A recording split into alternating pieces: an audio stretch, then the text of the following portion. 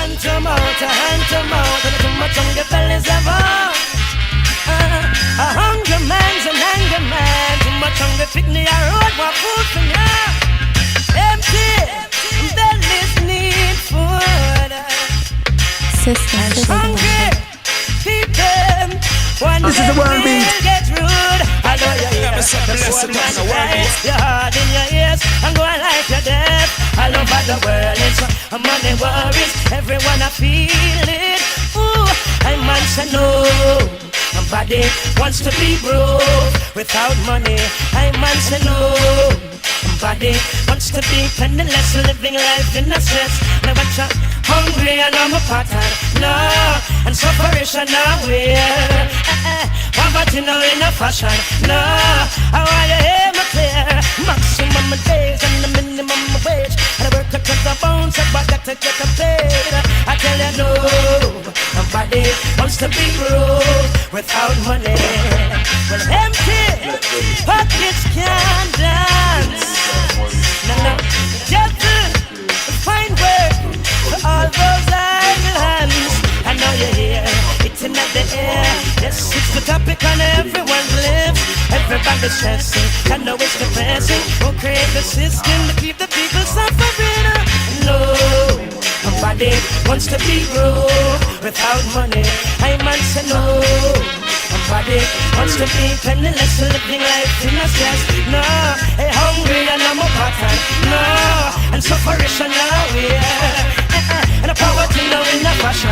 No, how are you ever there? This is the world beat, you know, we need to run.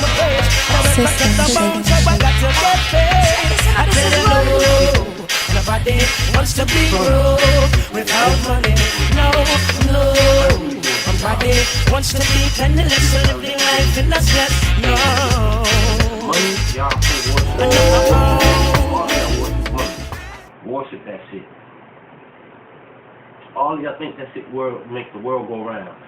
More money you got, if you sold $300 worth of clothes in today, you didn't do nothing but create $300 worth of more debt.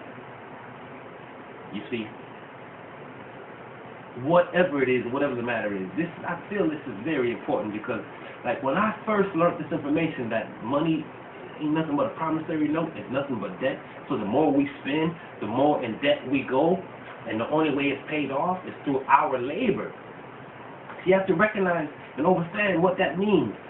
You know what I mean? If you go buy a house and you have to pay that house, it's not the money that's paying the house off, it's your labor, because you are going to work every day putting your labor out there to pay for the house that you already own. You understand? So it's time, people. Time to wake the hell up, start checking your government and doing more than checking them. You can bring all of them corporations, all of them, even the president, all the way down, all of them are criminals. Your country is run by criminals. Your president is a criminal. And the people who work under him is a criminal. His wife is a criminal. And I will go on and boldly say that they are all criminals. And they're raising their children up to be criminals. You see? And they're fitting this so-called norm of society, which it is further from that.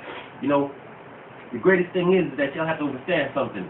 If y'all fools, y'all are fools. Most of y'all are fools because y'all don't see this.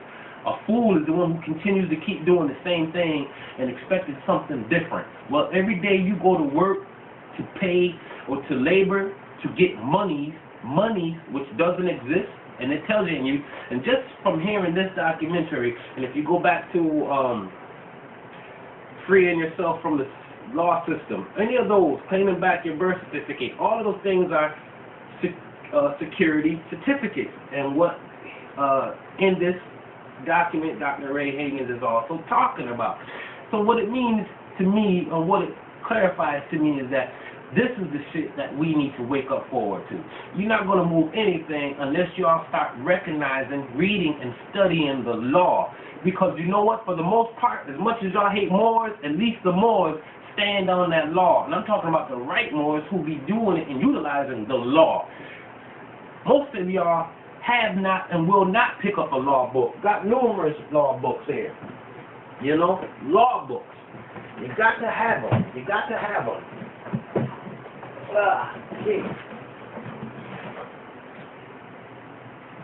The American Constitutional Law Book.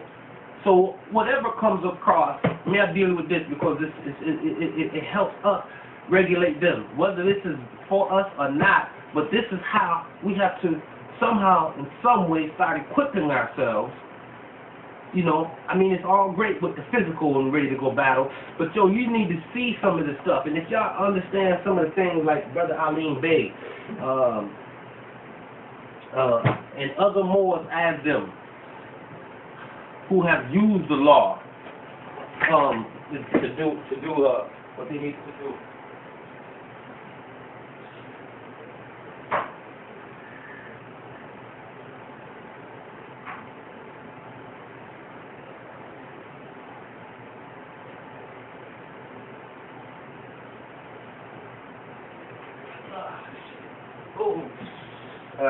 So again, like I said, every time it's something.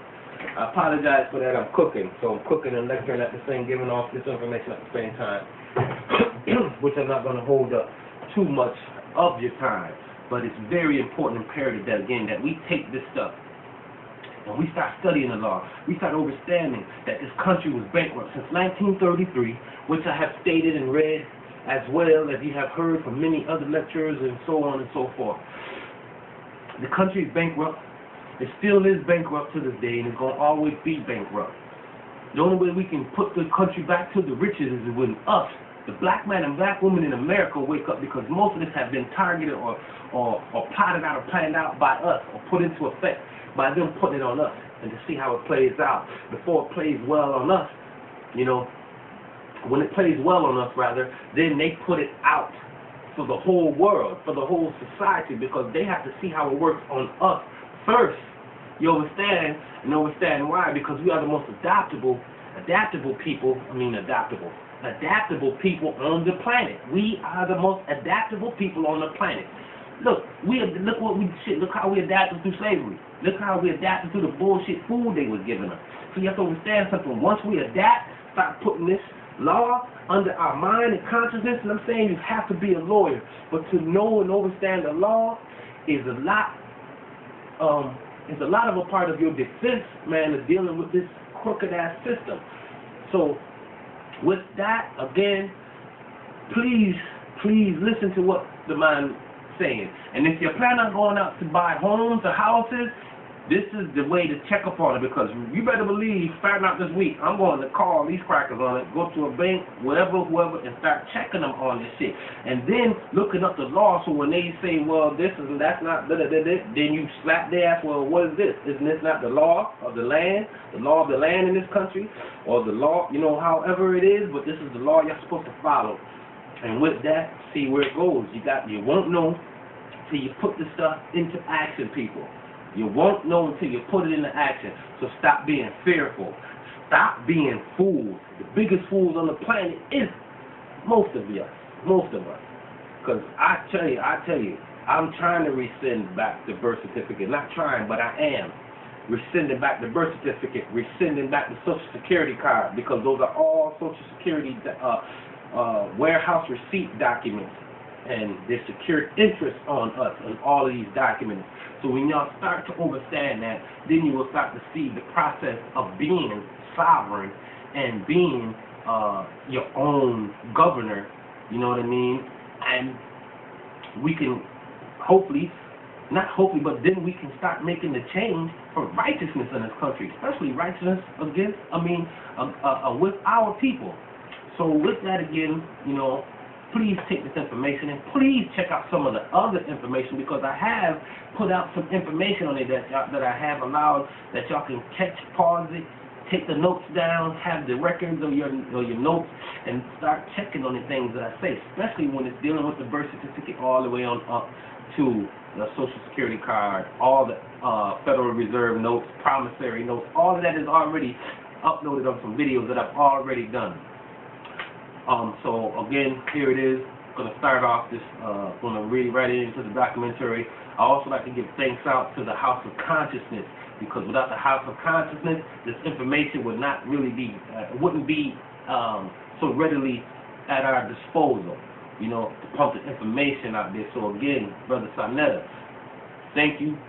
Keep the information coming so that we can use those tools as a foundation and a building block, you know, to uplift and freeing up the consciousness of our people. Without that, you know, and again, Brother Baba, these things wouldn't even be here, you know, without your connection and your link to the big brother Sarnetta. So again, keep doing what you do, brother. You got to keep the information coming. Not to say just I myself only, but me, you know, once I get the information, I sponge it and I try to, you know, boom. This is, I mean, it's something so great about this information, because as soon as you hear it, you can't help but want to go out and start enlightening others, you know, to wake them up, to get them to join this cause and help, you know, the liberation of our people. So again, with that said, with that saying and said, keep the information coming, big brother Sarnetta. You know what I mean? Keep passing the information to Brother Baba, and so that the information can be circulated in this little small town. As you well know, I feel that we got a lot of people here who really don't deal or don't like what the House of Consciousness represents, but I guarantee you it don't stop them from going out to get these DVDs and things like that. I bet you they be watching them and things like that. So now it's time for them to do more than watch. Put all the ego, all your bullshit, and all that shit aside, and we need to start unifying, having a united connection, a united stance.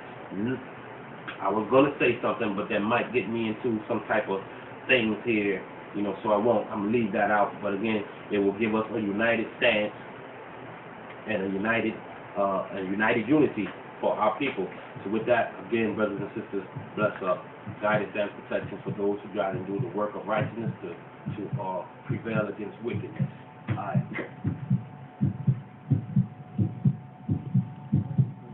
And sometimes revolutions begin in unlikely places. Living in the back of a truck after a bank foreclosed on the home they had owned for 22 years, the Trody family of Miami, with the help of their neighbors, took matters into their own hands. On behalf of this family and this community, we liberate this home for this family. Cut the sign down, take it off! Yay! Community, power! Community, power! Community, power! Community, power! Community, power! It wasn't long before the guy from the bank who had evicted them came back. See this? I want you to go ahead and take a picture of that. That's that. So we did an eviction here and the people went back into the property? Yes. So I need police assistance. When all these houses are empty, the value of everybody else's house goes down. Sure. So we're trying to keep these people in this house. That would help not only them, but it helps. So you see what the situation is that the people who, if the bank lets them go back inside, okay, then the bank misses an opportunity to sell the house to somebody else. Okay, but then they're looking for how many houses right now? Well, and then if the bank lets everybody get back into the house for free, places to live. People fighting back was an unusual sight, so 9 police cars responded to the call. Considering the neighborhood, the response time was impressive. I'm not saying I'm in charge. I'm saying to what the isolated. You don't have to answer any questions. You don't have to say anything to them. Okay? But the Trodies stood their ground. We don't have nowhere else to go. Exactly. What's the backup of it? This is our plan B. We don't have no plan C. And it's not right. She's been in this house for 22 years, and y'all want to put her out. You still put people out the house making homes every single freaking day. You should better be homeless to do something like that. What is the morning to go? The children that go to You put it in the house. Where's the money? We don't put it out. All our children because this is our house. This is crazy, very ratchet. Because y'all let something going on in this house.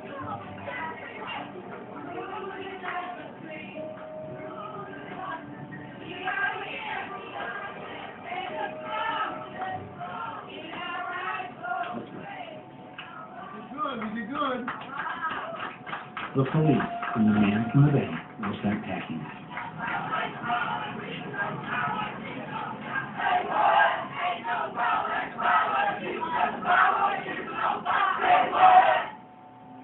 don't leave your home. Because you know what? When those companies say they have your mortgage, unless you have a lawyer that can put his finger or her finger on that mortgage, you don't have that mortgage. And you're going to find they can't find the paper up there on Wall Street. So I say to the American people, don't you leave. In Ohio and Michigan and Indiana and Illinois and all these other places where our people are being treated like cattle. And this Congress is dying. Wow. It's not every day you get to see a member of Congress encouraging open work. This election, as this defining moment, change has come to America. Who are the actors involved in the transaction? From the perspective of the consumer purchasing a property and signing a mortgage note, an deed, or similar security instrument at the closing, who are the players involved in this? There is, of course, the seller, the real estate agents, title insurance company, property appraiser who's supposed to properly determine the value of the property, and the most obvious one being who we believe to be, and notice how I said that, who we believe to be the lender in the transaction. And we are led by all involved to believe that we are in fact borrowing money from the lender, which is then paid to the current owner of the property as compensation for them relinquishing any claim of ownership to the property and transferring that claim of ownership to us as the purchaser. It all seems so simple and clear on its face, and then the transaction is completed. Wow. You're a homeowner. After the closing, everyone is still all smiles, and you believe that you have a new home, and you have to repay the lender over a period of years the money which you believe you have borrowed. Now, is there something that we don't know? You see, everything appears to be relatively simple and straightforward, but is that really the case here? Could it be that there are other players involved in this whole transaction that we know nothing about, that have a very substantial financial interest in what has just occurred? Could it be that those players that we are totally unaware of have somehow used us without our knowledge or consent? I repeat, without our knowledge or consent, to secure a spectacular financial gain for themselves with absolutely no investment or risk to themselves whatsoever. Is that possible? Could it be that there's a hidden aspect of this entire transaction that is standard operating procedure in an industry where this hidden aspect of a transaction occurs every single banking day across this country and beyond? Could it be that this hidden aspect of a transaction is a deliberate process to unjustly enrich certain individuals and entities at the expense of the public as a whole? Could it be that there was not full disclosure of the true nature of the transaction as it actually occurred, which is required for a contract to be valid and enforceable? Well, let's look at the documents involved. The two most important and valuable documents that are signed at a closing are the note and the deed in various forms. When looking at the definition of a mortgage note, it is obvious that it is a security instrument. Once again, I say a security instrument. It is a promise to pay made by the maker of that note. When looking looking at a copy of a deed of trust, it is very obvious that the document is also a security instrument. That's right. A deed of trust is a security instrument. And you will note that the words security instrument are mentioned approximately 90 times in most deeds of trust. Is there any doubt it is a security? Again, is there any doubt that it is a security?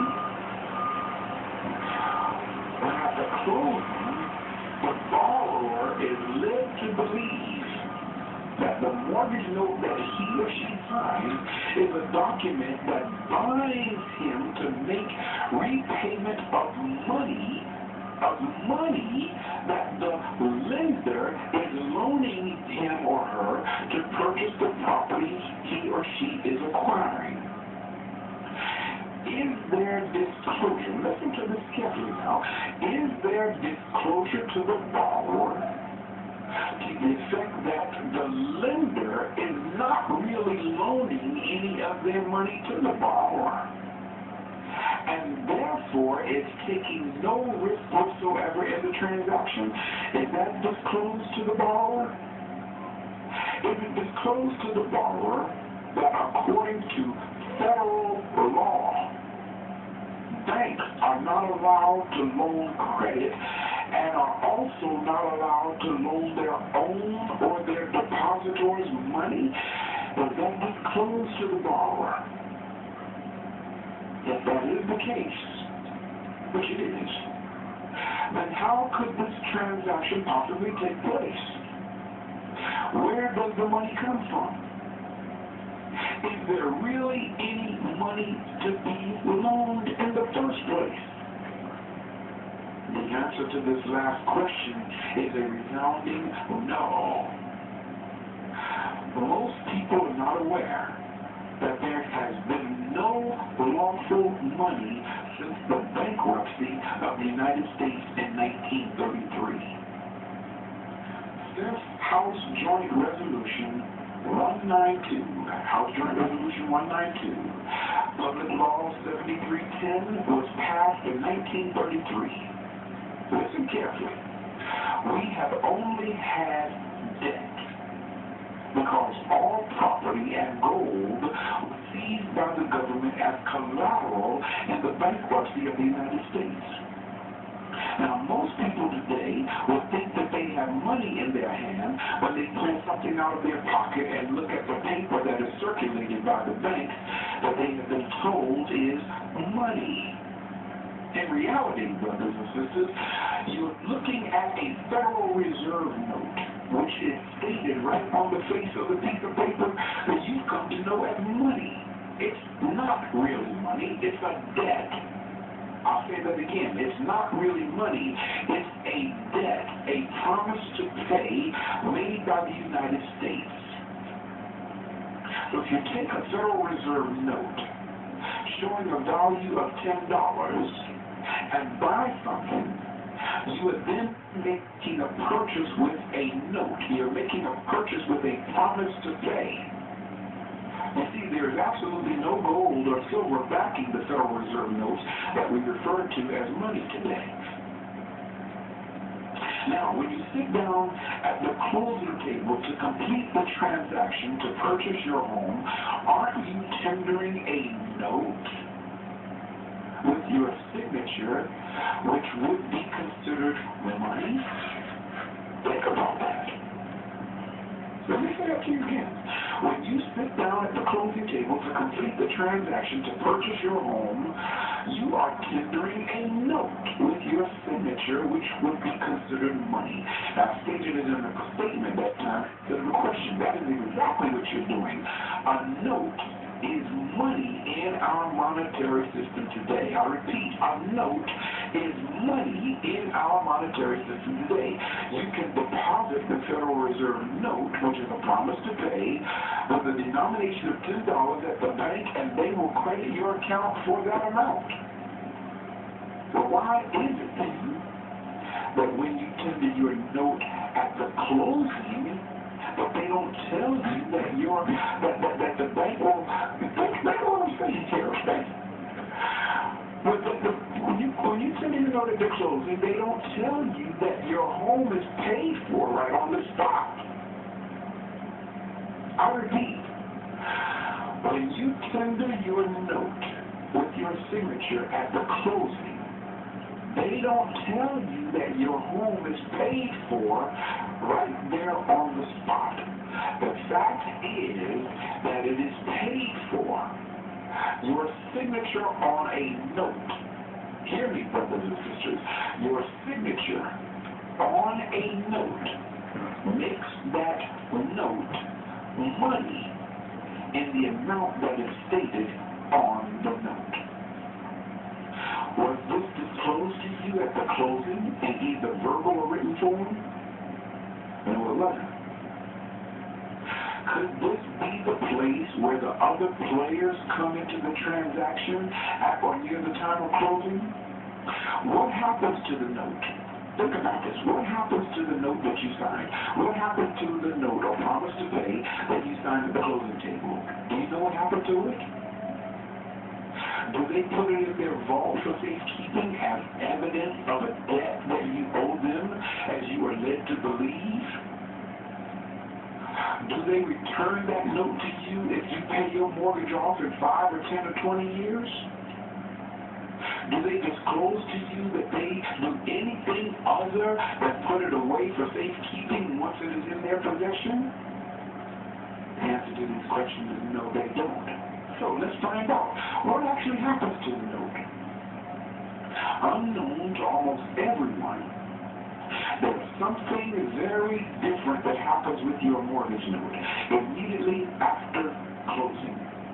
Immediately after closing, your mortgage note is endorsed and deposited in the bank as a check and becomes money. Oh, that's right. Did you hear what I said? The note that you signed to create your mortgage is endorsed and deposited in the bank as a check and becomes money. The document that you just gave the bank with your signature on it, that you believe is a promise to pay them for money loaned to you, has just been converted to money in their account. You just gave the lender, okay, the exact dollar value of what they said they just loaned you. Now, who is the real creditor in this closing transaction? Who really loaned who anything of value or any money? You actually just paid for your own home with your promissory mortgage note that you gave the bank, and the bank gave you what in return? Nothing. For any contract, here's the law, brothers and sisters, for any contract to be valid, there must be consideration given by both parties. A contract is nothing with just one party. It has to have two parties. But don't they tell you that you must now pay back the loan that they have made to you? Yes, that's what you read the closing thinking. How can it be that you could just write a note and pay for your home? I know for some people listening say, no, wait a minute, that sounds a little bit too easy. How could it be that I could simply write a note and pay for my home? Well, see, this leads us back to the bankruptcy of the United States in 1933. Okay? Understand this, brothers and sisters. When Franklin Delano Roosevelt and Congress took all the property and gold from the people in 1933, they had to give something in return for that confiscation of property. Understand this. They had to give something in return for that confiscation of property. So what the people got in return was the promise that all of their needs would be met by the government because the assets and the labor of the people were collateral for the debt of the United States in the bankruptcy. That's right. All of the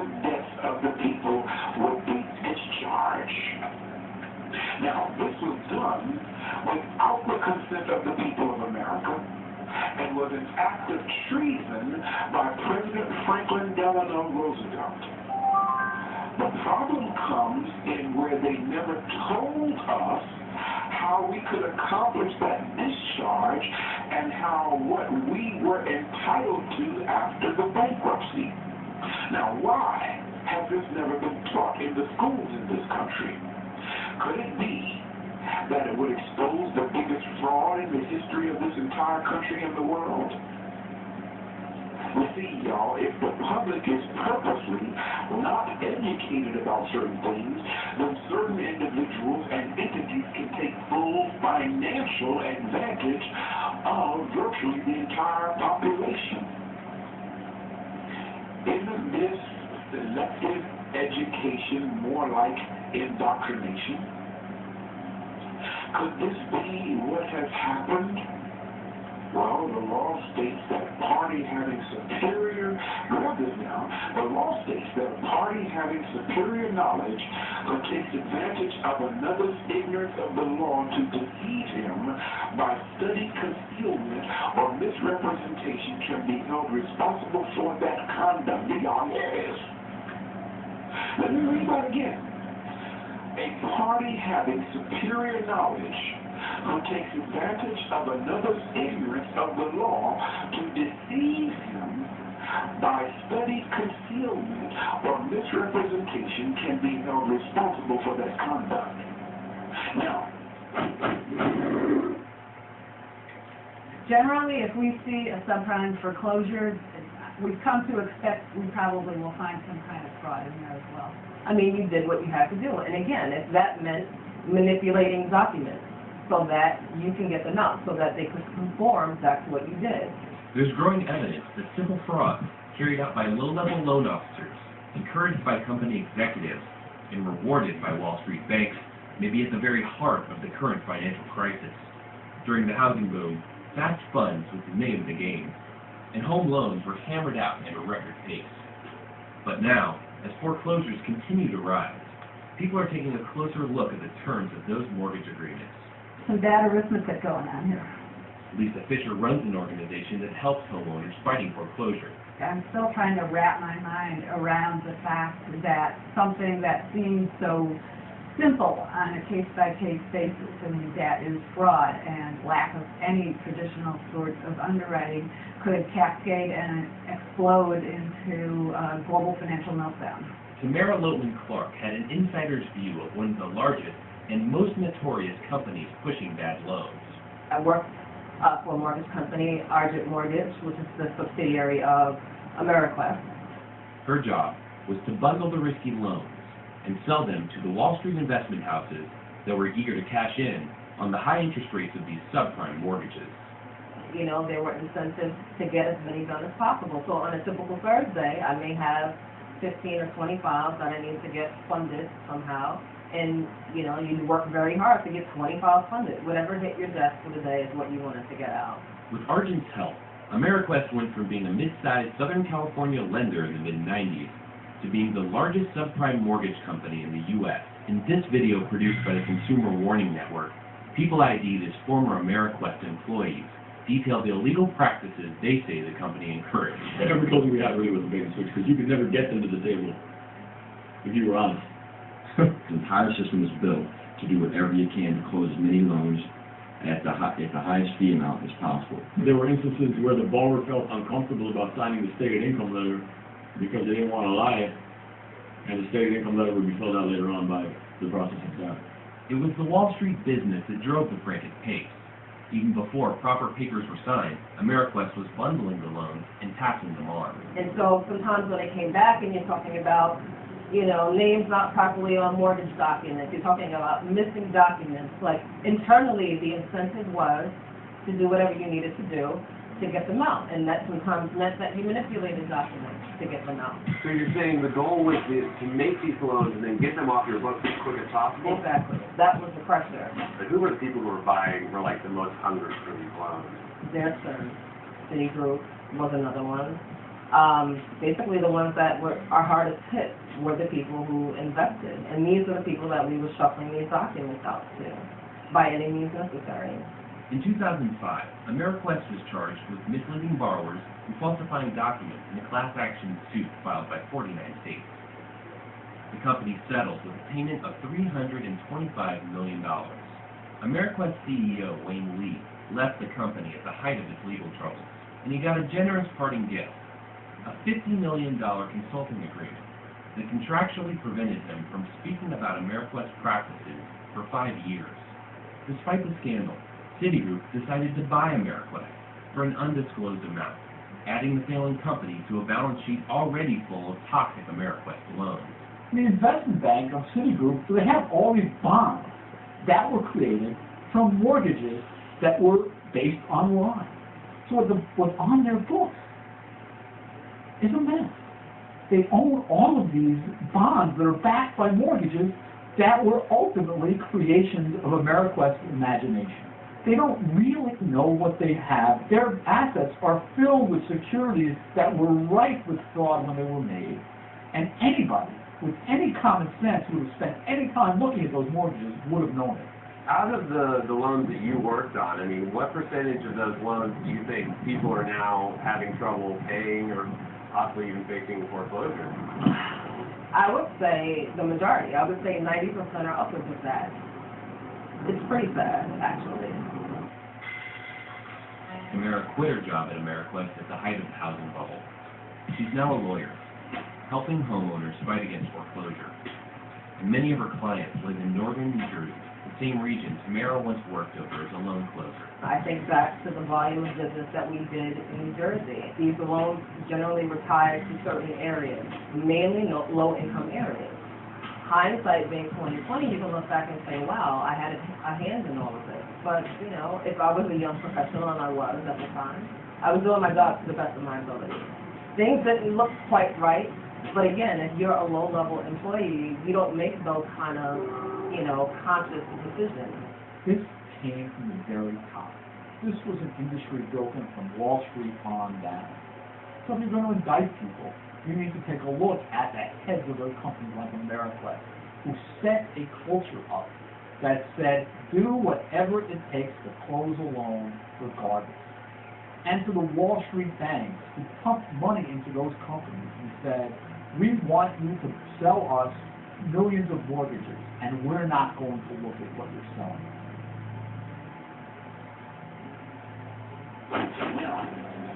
Does this mean that if there are people with superior knowledge as a party in this loan transaction that take advantage of the ignorance of the law through indoctrination of the public to unjustly enrich themselves, that they can be held responsible? Is that what that means? Can they be held responsible in only a civil manner, or is there a more serious accountability that falls into the category of criminal conduct?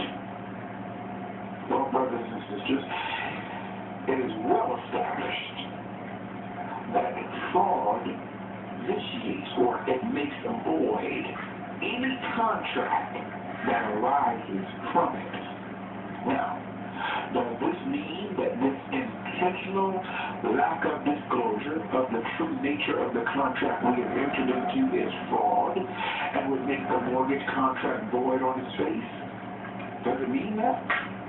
Could it be that the fraud that was perpetrated on you when you signed your mortgage note actually be studied concealment or misrepresentation that makes those involved in the act responsible and accountable? What happens to the note once it is deposited in the bank and is converted to money? Are there different kinds of money? Well, see, family, there's money of exchange and money of account. I'll say that again.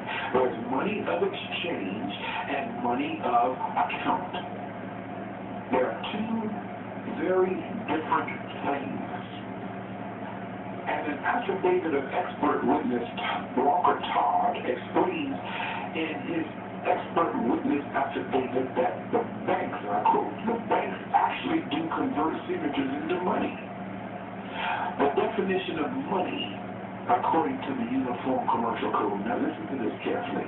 According to the Uniform Commercial Code, what is money? Listen carefully. Money means a medium of exchange authorized or adopted by a domestic or foreign government and includes a monetary unit of account established by an intergovernmental organization or by agreement between two or more nations. Money can actually be in different forms other than what we are accustomed to thinking. That's what it is. Y'all hear this? When you sign your name on a promissory note, it becomes money. Whether you're talking a mortgage note or a credit card application. Now, did the bankers ever disclose this to us? Were we ever taught anything about this in the school system in this country?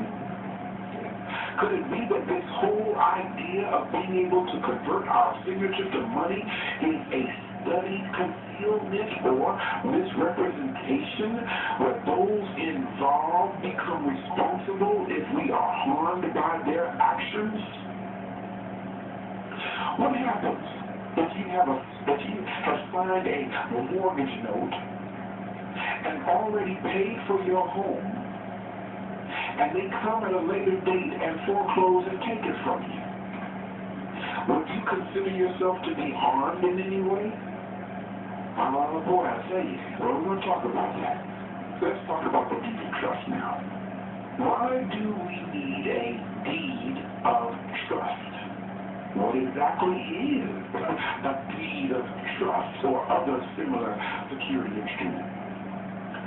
It spells out all the details of the contract that you are signing at the closing, including such things as insurance requirements, preservation, maintenance, and all of the financial details of how, when, where, and why you are going to make payments to the lender for years and years.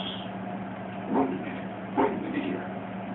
Make payments to the lender? Why do you have to make payments to the lender? Didn't we just establish the fact that your house was paid for by you with your mortgage note that was converted to money by the bank depositing it? Is there something wrong with this picture? We have just paid for our home, but now we're told we have to sign a deed of trust or similar security instrument that binds us to pay the lender back. Pay the lender back for what? Did they loan us any money?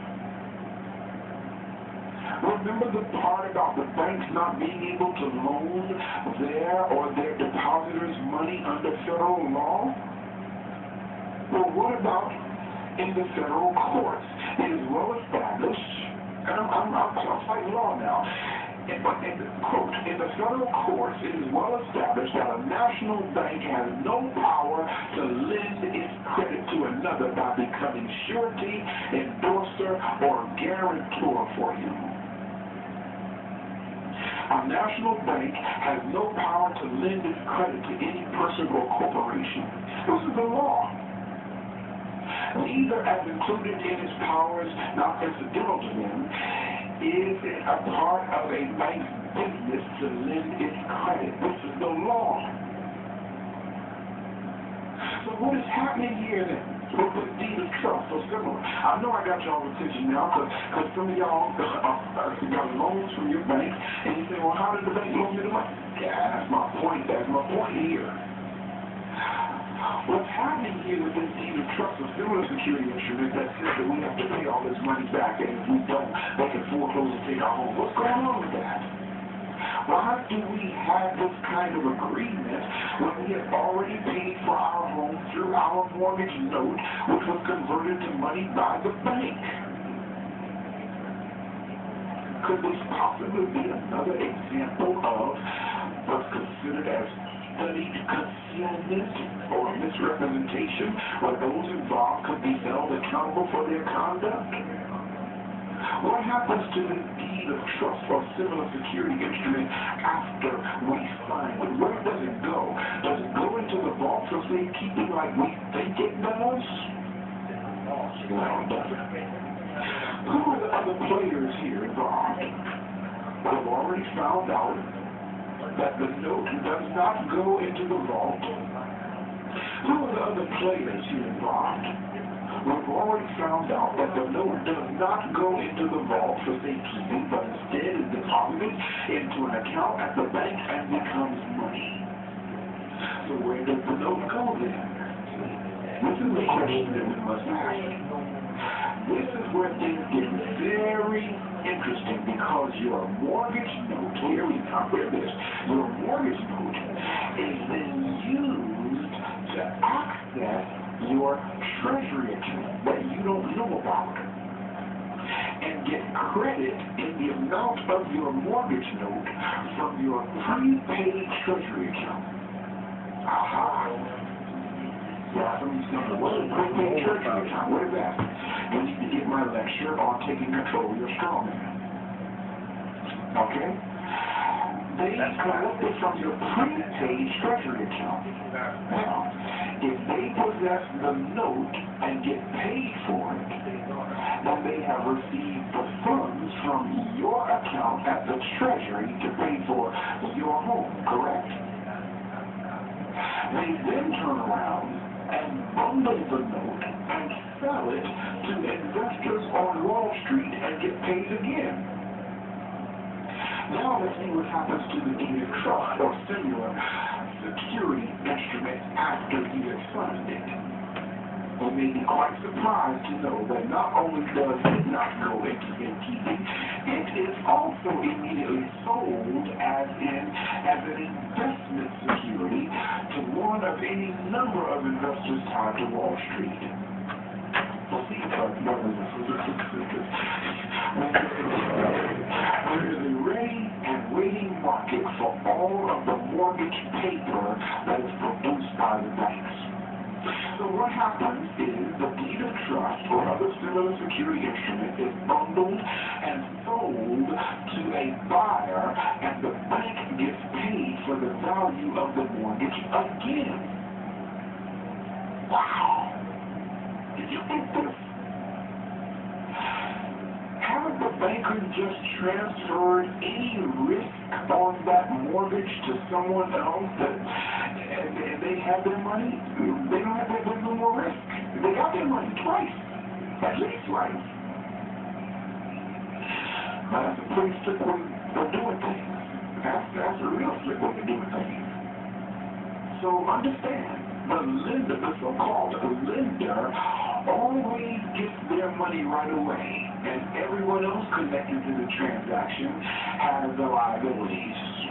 Now, is there something wrong with this picture? How can it possibly be that the bank has now paid 3 times in the amount of your purported mortgage? How is it that you still have to pay years and years on this purported loan? Now, was any of this what I'm saying disclosed to you before you signed the deed of trust or other similar security instrument? Now, here's another question. Would you have signed any of those documents, including the mortgage note, if you knew that this is what was going to happen after you signed it? I don't think you would have. Do you think that there were any copies of the mortgage note and deed of trust or other similar security instruments made during this process? Are those copies just for the records to be put in a file somewhere, or is there another purpose for the copies? Now let's deal with this. Can reproducing a note or deed of trust be legal? Is that legal? Is it legal to reproduce or make a photostatic copy of a note or deed of trust or mortgage? We've already established that the mortgage note and the deed of trust or other similar security instruments are security by definition under the law. Now, please understand how this goes.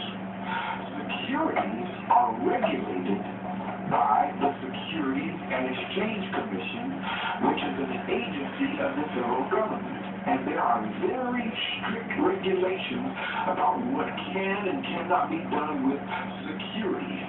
There are very strict regulations that apply to the reproduction or copying of securities.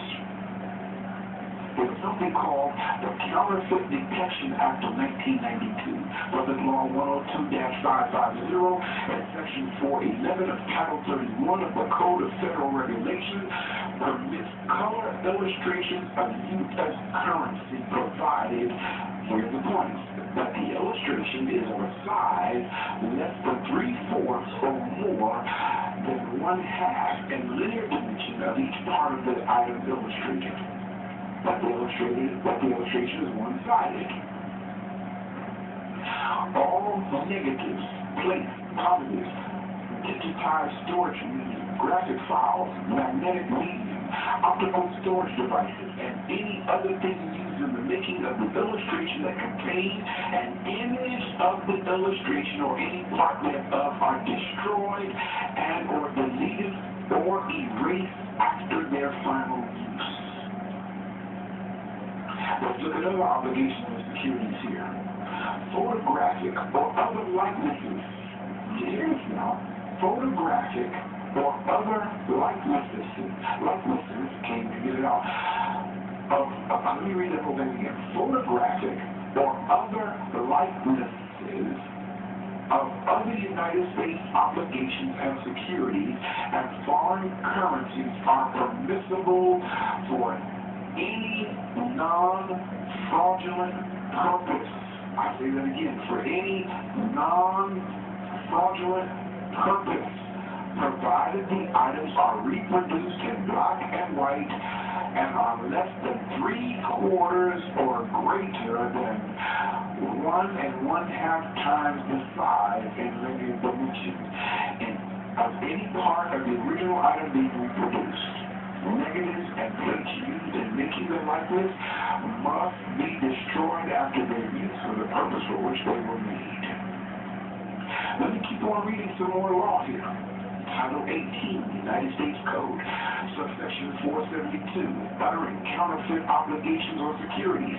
It goes on to say, whoever, with intent to defraud, passes, utters, publishes, or sells, or attempts to pass, utter, publish, or sell, or with like intent brings into the United States, or keeps in possession, or conceals any falsely made, forged, counterfeited, or altered obligation or other security of the United States shall be fined under this title or imprisoned not more than 20 years or both. It goes on to say, same Title 18, United States Code, subsection 473, dealing in counterfeit obligations or securities.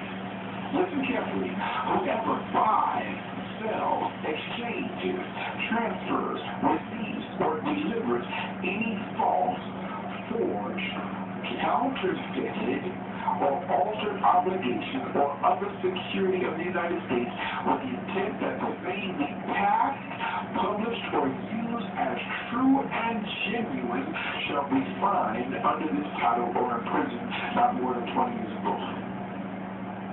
Now, I don't know if you just caught what I just read, but what I just read, let me read that again and elaborate on that.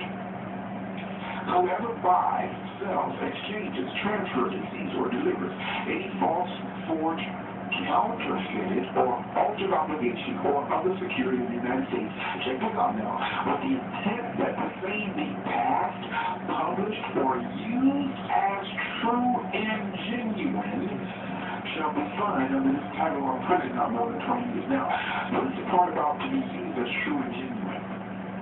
Isn't it deep how when you ask your mortgage company, okay, for proof of a mortgage, they send you a photostatic copy, they send you a counterfeit of the original document, and that counterfeit is to be used as true and genuine proof that you have a note. Listen to me, brothers and sisters. Title 18 of the United States Code, Subsection 474 says plates, stones, or analog, digital, or electronic images for counterfeiting obligations or securities. Goes on to say whoever with intent to defraud makes, executes, acquires, scans, captures, records, receives, transmits, reproduces, sells, or has in such person's control, custody, or possession an analog, digital, or electronic image of any obligation or other security of the United States is guilty of a Class B felony. In other words, a photostatic copy of your original note is a Class B felony. If they're using it with the intent to defraud. Are these regulations always adhered to by the lender? When they have possession of these original securities and make reproductions of them before they are sold to investors? How much has been in the media in the past 2 years about people demanding to see the wet ink signature note or there's a foreclosure action initiated against them? We hear it all the time. Why is that such a big issue? Shouldn't the lender because you know what? When those companies say they have your mortgage, unless you have a lawyer that can put his finger or her finger on that mortgage, you don't have that mortgage. And you're going to find they can't find the paper up there on Wall Street. So I say to the Americans, well, brothers and sisters, understand how this goes. In order to foreclose on a mortgage or on a home, they must have both. Check this out now, they must have both the mortgage note and deed of trust or other similar security instrument. And I don't mean a copy, I don't mean folks that a copy. They must have the original documents before they can foreclose on a home. They must have the original documents in their possession.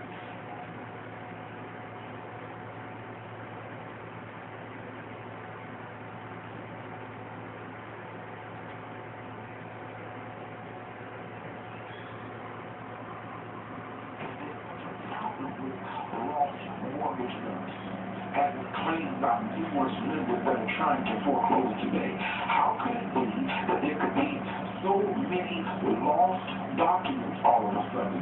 Could it be that the documents weren't really lost at all, but were actually turned into a source of revenue that was never disclosed as being a part of the transaction? To believe that so many original documents could be legitimately lost in such a short period of time stretches the credibility of such claims beyond belief.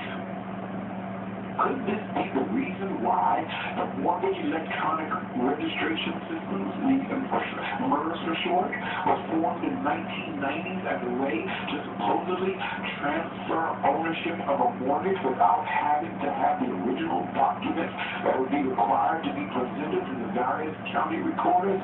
Maybe that's why, huh?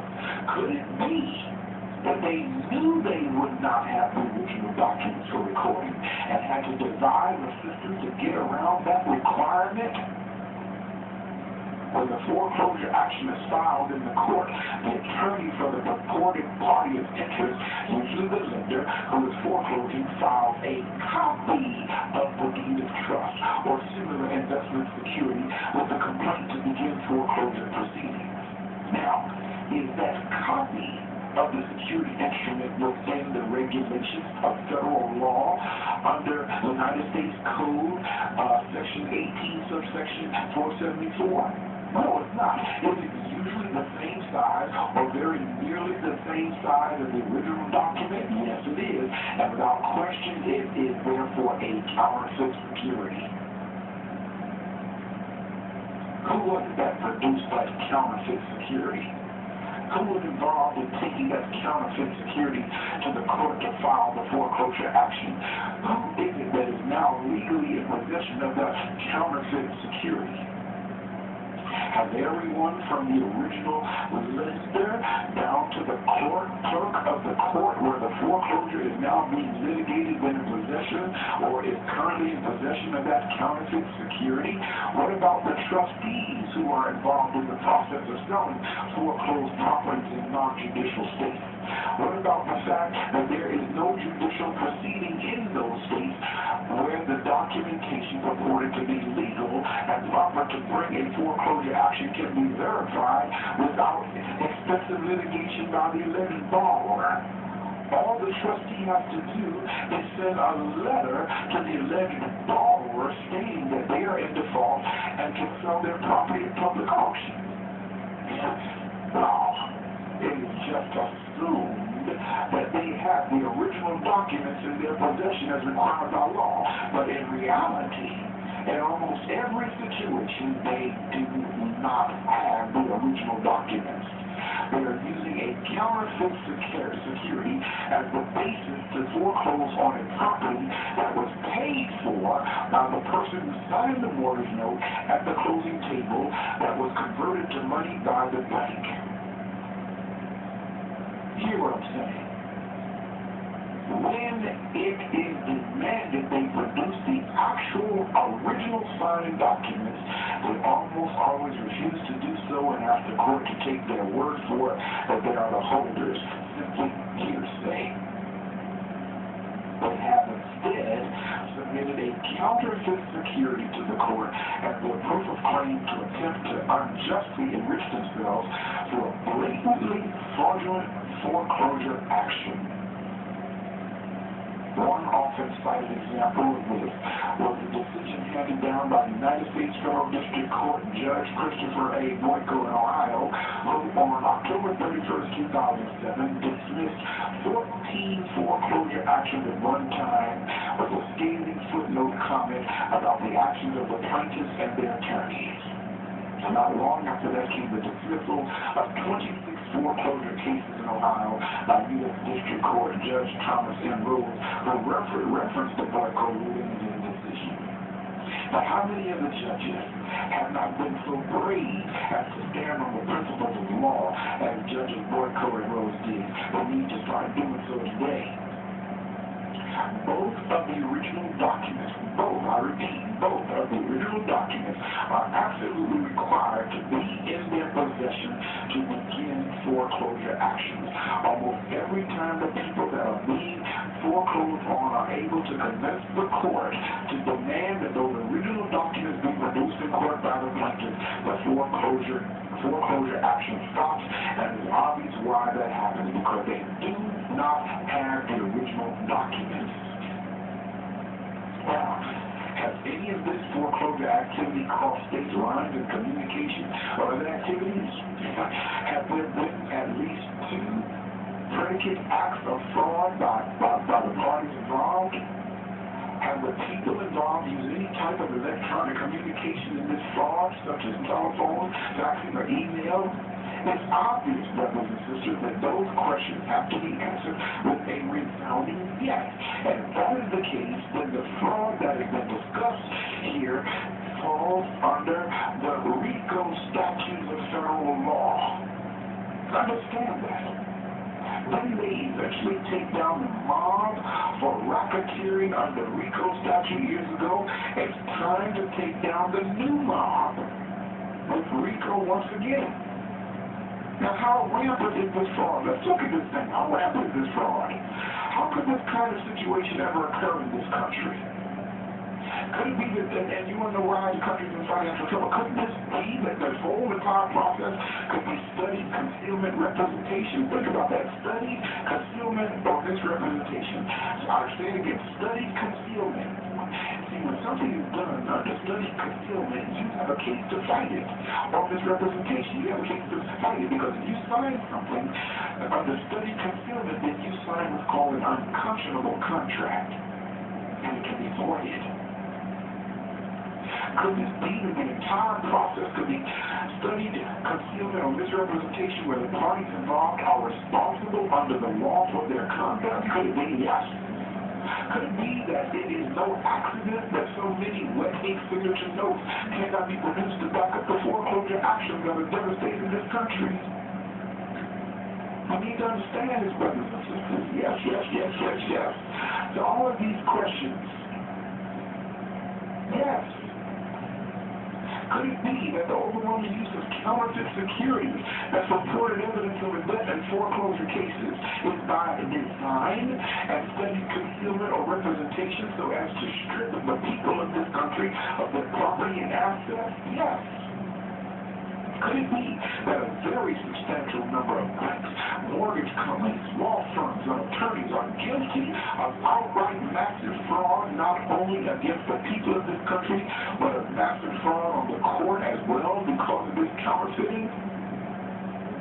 How could one possibly come to any other conclusion after learning this information and understanding the facts under the law?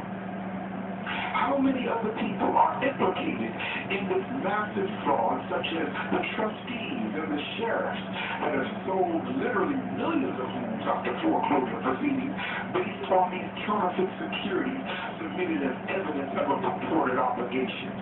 How many judges know about this fraud happening right in their own courtrooms and never do anything? How many of them have actually been paid for making judgments on foreclosures? Wouldn't that be a felony? Or at the very least, misprision? A felony? To know what is going on and not act to stop it or make it known to authorities in a positive, in a position to investigate and stop it? How is it that so many banks could recover financially so rapidly from the financial debacle that took place a couple of years ago, with foreclosures still running at record levels? How could the banks recover so and yet pay back taxpayer money that was showered on them and do it so quickly? Come on here. Could it be that when they take back a property foreclosure where they never risked any money in the first place and actually were unjustly enriched in the previous transaction, that it is easy to make huge sums by reselling that property and then beginning this unconscionable process all over again with another borrower? How is it that just 3 years ago, a loan was available to virtually almost anyone who could fog a mirror almost with no documentation of income or ability to repay the loan? Common sense makes you ask how the lenders could possibly take those kinds of risks. Could it be that the ability to repay a loan was not an issue at all? So the unjust going in profit. What does that need to have? You don't have to be a finance major in college to figure out what has been happening, brothers and sisters, once you understand the facts. Now here's the thing. What actions have people taken to avoid losing their homes in foreclosure? What actions have you taken if you're at this point listening to this right now? There have been a number of different actions taken by people to keep from losing their homes in a foreclosure. The first and most widely used tactic is to demand that the party bringing the foreclosure action does, in fact, have the standing to bring the action. That's the first thing. The most important issue of standing is whether that party has actual possession of the original wet ink signature document from the closing showing that they are the holder in due course. If they do not have the actual wet ink signature document, brothers and sisters, then they cannot prove that they are the holder in due course.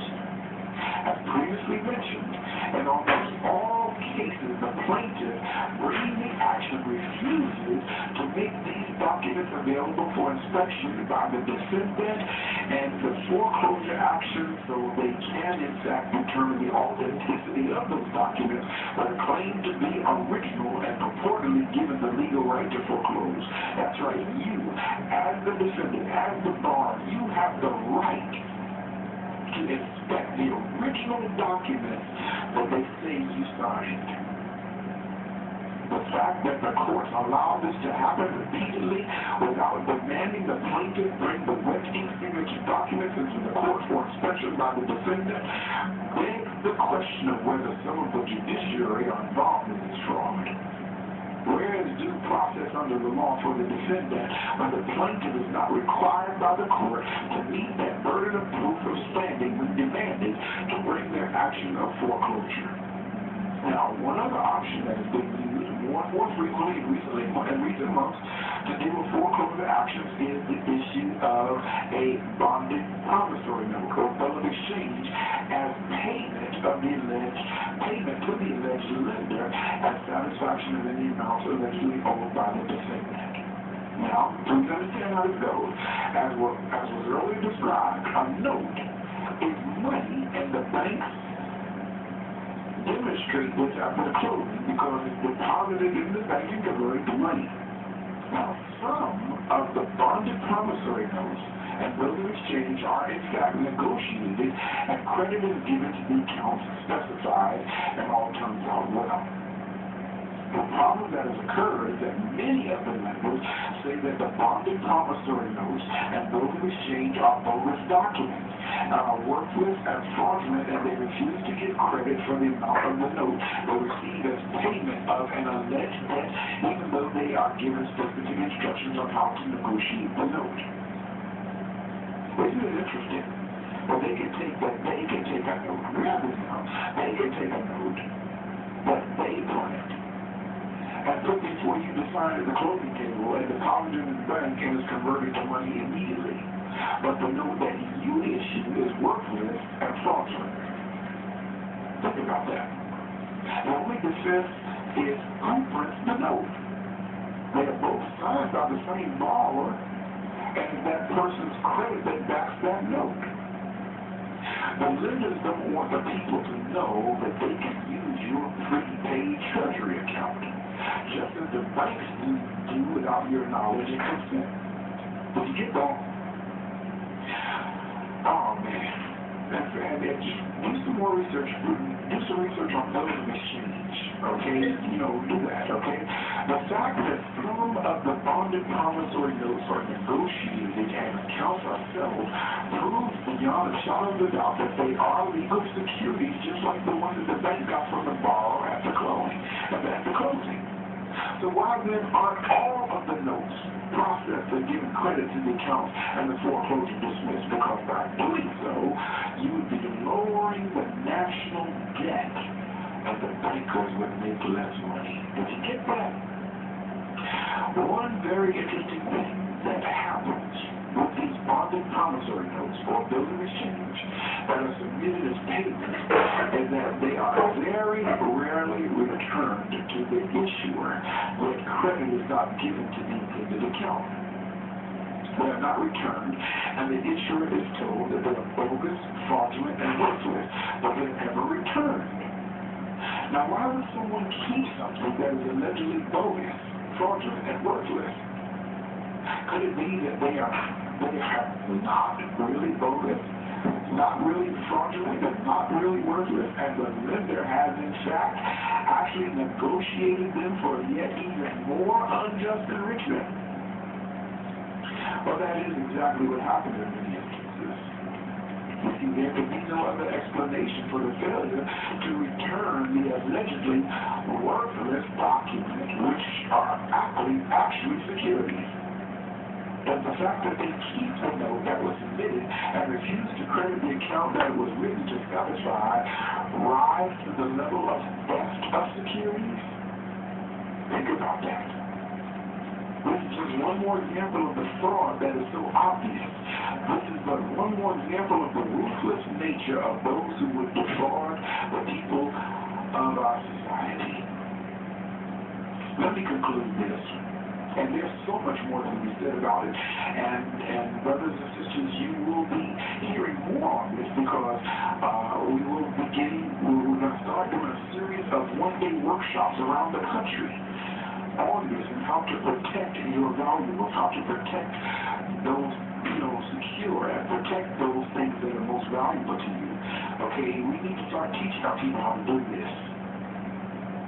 So you're going to be hearing much more on this type of thing from me, okay? I've been, like I said, I've been doing extensive research in this, and the more research I do, the angrier I get, or that's such a word, the more angry I become. I've seen how in the realm of commerce, so many people are taken advantage of, so many people are exploited. I know people, man, I know families that are broken up because of financial pressure that they have to. I know people who commit suicide.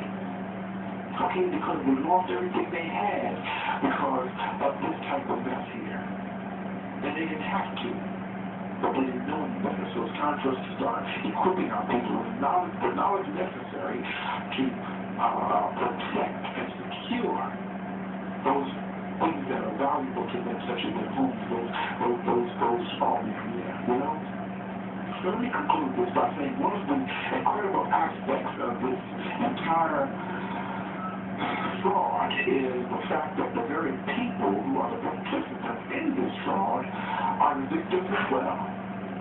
Now grab what I'm saying. How many bank employees, how many judges, how many court clerks, how many lawyers, how many processors, sheriffs, and others have mortgages? Right? Okay, they're victims too. How many of the people who work in law offices, courthouses, sheriff's departments, and other entities that are directly involved in this fraud have been fraudulently foreclosed on themselves? How many people in our military, law enforcement, firefighting, and medical fields have lost their homes to this fraud? How many of your friends or your neighbors or family members have lost their homes to these fraudulent foreclosures? Everyone who has a mortgage is a victim of this fraud, but some of the most honest, trusted, hardest working, and most dedicated people in this country have been the biggest victims. Who are those who have been the major beneficiaries of this massive fraud? Those with the superior knowledge. Again, back to that quote under the law. Those with the superior knowledge that enables them to take advantage of another's ignorance of the law to deceive them by study, concealment, or misrepresentation. Wow. This group of thieves, this group of beneficiaries includes people on Wall Street, large investors, and most notoriously the bankers at the top and the lawyers who work so hard to enhance their profits and protect the fraud by them from being exposed. And brothers and sisters, the time has come to make those having superior knowledge who have taken advantage of another's ignorance of the law to deceive them by study, concealment, or misrepresentation to be held responsible for their conduct. Now this is not just an idea, it's the law, and it's time to enforce it, starting with the criminal aspect of the fraud, under the doctrine of what is called respondent superior. And look that up, respondent superior. The people at the top of these organizations are responsible for the actions of those in their employ. That is where the investigation and arrest begin. So, what is it going to take to put a stop to the destruction of this country and the lives of the people who live here? It's going to take an uprising of the people of this country as a whole to finally say we've had enough. But what's necessary is that we equip ourselves with the knowledge necessary so that we don't make fools of ourselves when we rise up. And this is one of the reasons why we're going to start doing these one-day workshops around the country. The information presented here is just one part of the beginning of this uprising, and the beginning of the end of the fraud upon the people of our country, brothers and sisters. It's obvious, as it is pointed out in what I'm sharing with you here, with supporting evidence that fraud is rampant. You now know the story and can no longer say you are totally uninformed on this. Okay? And this is the only outline of what leads to and will become common knowledge to the people and law enforcement agencies in this country. If you are in law enforcement, and I repeat, if you are in law enforcement, it is your duty to take what you have learned just from listening to me and move forward with your own intense investigation and root out the fraud and stop the theft of people's homes.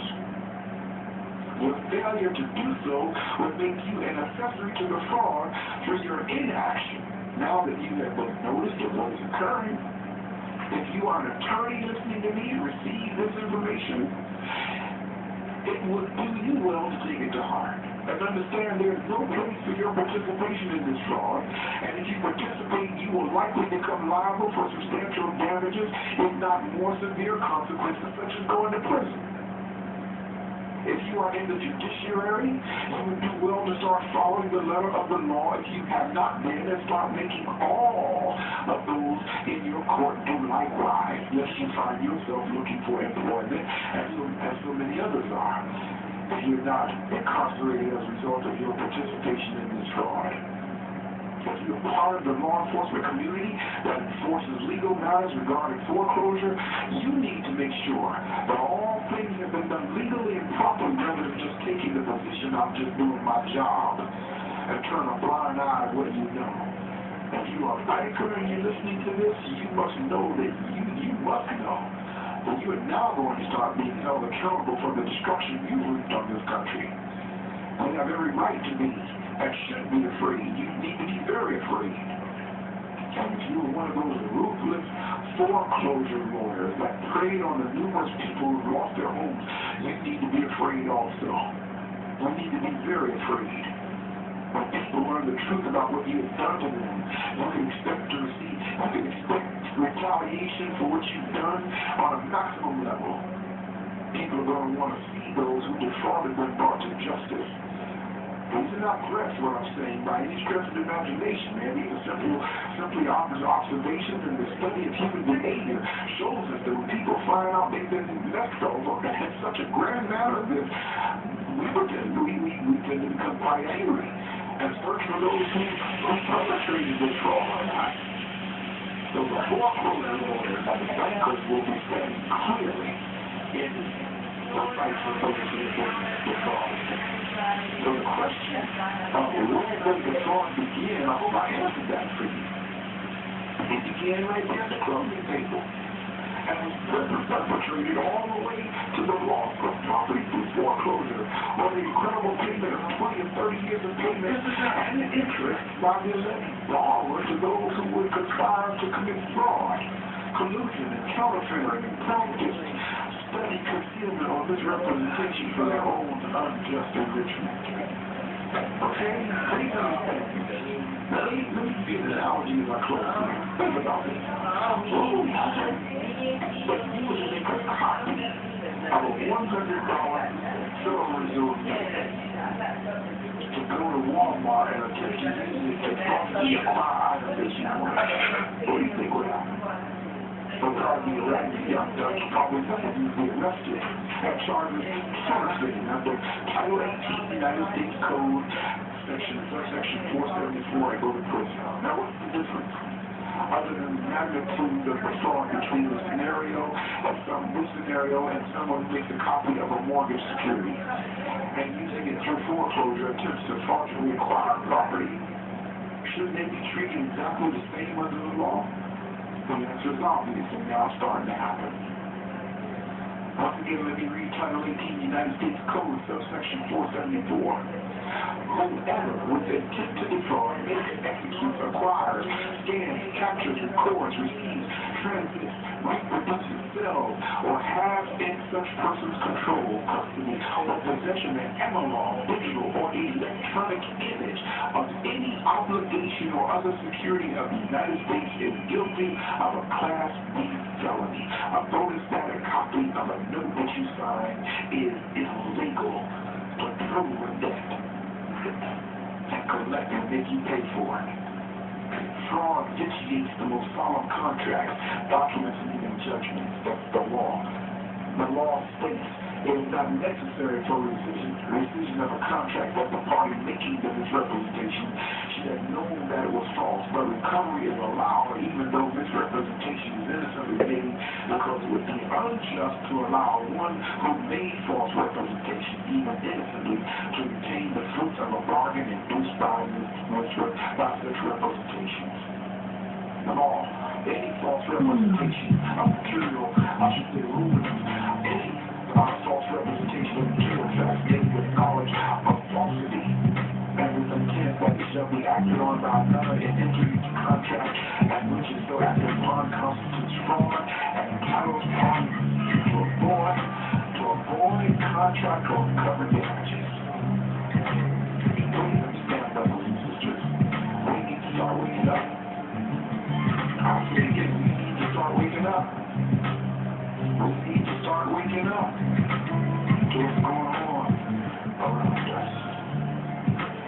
And we must put the story far too long. And we have to know that about it. Okay?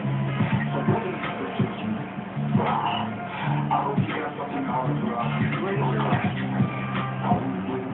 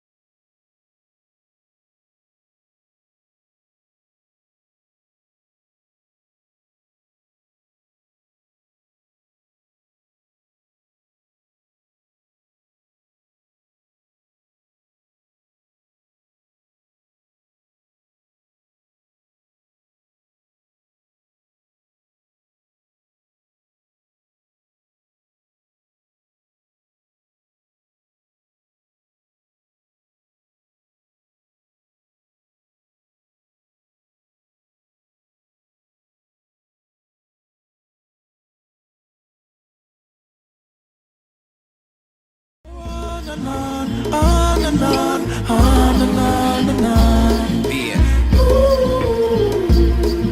System shake. Go on and on, on and on. This is the world beat, you know, but easy rap. One more dead, one more gone, one more mother bang a belly and ball. You're the victim. Too many lies, tired of the promise. Jacket and tie, now them all embarrassed.